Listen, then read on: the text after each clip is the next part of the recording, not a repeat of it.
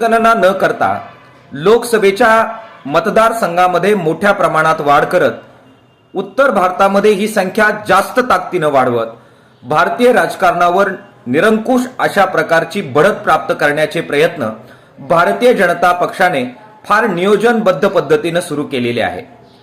लोकसभेच्या फ्लोअरवर आपण नक्की हरणार आहोत, 2/3 बहुमत आपल्याकडे नाही, त्यामुळे आपला पराजय होणार आहे हे माहीत असताना सुद्धा त्यांनी अत्यंत नियोजनबद्ध पद्धतीने डिलिमिटेशनचं बिल हे महिला बिलाबरोबर एकत्र सादर करत एक मोठी खेळी केलेली आहे। विरोधक जे आज आपल्याला जिंकलेले दिसतायत, भावी काळामध्ये महिलांमध्ये जात, महिलांवर कसा अन्याय झालेला आहे, महिला विधेयकाला विरोधकांनी कसा विरोध केलेला आहे हे अत्यंत ताकदीनं महिलांमध्ये सांगण्याची तयारी भारतीय जनता पक्षाची असल्यामुळे ही खेळी उलटवण्याची नक्कीच शक्यता निर्माण झालेली आहे। अंगणवाडी ताईंना आम्ही कानोसा घेतला, वेगवेगळ्या कर्मचाऱ्यांकडे कानोसा घेतला।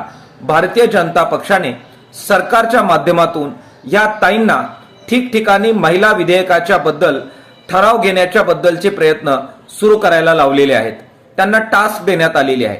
भारतीय जनता पक्षाचे पूर्ण कार्यकर्ते महिलांवर कसा अन्याय झालेला आहे हे सांगण्यासाठी रणांगणात उतरलेले आहेत। खऱ्याला खोटं आणि खोट्याला खरं शाबूतपणाने सांगू शकेल अशी मीडिया, मेनस्ट्रीम मीडिया आणि त्याचबरोबर सोशल मीडियाची प्रचंड फौज भारतीय जनता पक्षाकडे आहे, हे आता लपून राहिलेलं नाही। राष्ट्रीय स्वयंसेवक संघाची वेगळ्या प्रकारे प्रचार यंत्रणा संबंध देशभर कशी कार्य करते हे जाणकारांना माहीत आहे। ते अत्यंत ताकदीनं आणि शिस्तबद्ध रीतीनं दीर्घकाळ काम करत राहतात आणि त्यातून जे असाध्य आहे ते साध्य करण्याच्या दिशेनं ते नेटाने प्रयत्न करतात आणि त्यांना त्या दृष्टिकोनातून काही प्रमाणात यश मिळतं हे आपण पाहत आलेलो आहे।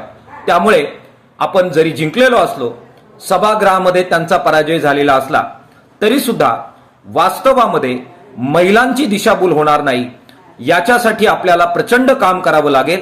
वास्तव काय होतं, डिलिमिटेशनला आपला विरोध आहे, महिला विधेयकाला आपला विरोध कधी नाही, हे जरी सत्य असलं तरी हे सत्य लोकांपर्यंत घेऊन जाणं, महिलांपर्यंत घेऊन जाणं हे अत्यंत चिकाटीचं काम आपल्याला करावं लागणार आहे। ते जर केलं नाही तर त्यांची सरशी होऊ शकते, आपला घात होऊ शकतो, लोकशाहीचा घात होऊ शकतो, संविधानाचा घात होऊ शकतो। ते व्हायचं नसेल तर आपल्याला विना थकता काम करावं लागणार आहे। महिलांचा गैरसमज पसरवण्याचे प्रयत्न त्यांचे सुरू झालेले आहेत। महिला वर्गामध्ये वास्तव काय आहे हे सांगण्यासाठी पूर्ण जीवाचं रान येत्या काळामध्ये आपल्या सर्वांना करावं लागणार आहे। आपण ते करूया, विश्रांती न घेता जनतेमध्ये जाऊया। धन्यवाद। इन्क्लाब जिंदाबाद।